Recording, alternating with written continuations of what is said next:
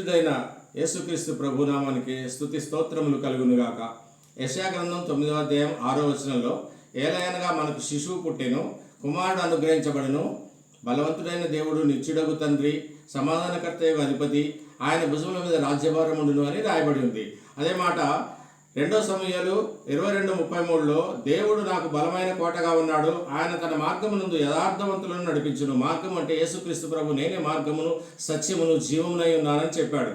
ఆయన మార్గం కాబట్టి ఆయన యేసుక్రీస్తు అని. అదే యెషయా గ్రంథం 9వ అధ్యాయం 7వ వచనంలో చివరి భాగంలో, ఆయన సింహాసనమందు ఏలుచున్నాడు అని రాయబడి ఉంది.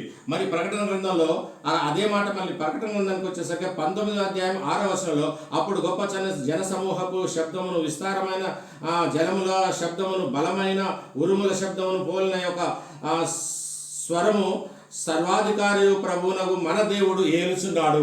ఇక్కడ సింహాసనమందు ఏలుచున్నాడు, అక్కడ సర్వాధికారి అయిన ప్రభువు మన దేవుడు ఏలుచున్నాడు. అక్కడ యేసుక్రీస్తు ప్రభువే, ఇక్కడ యేసుక్రీస్తు ప్రభువే.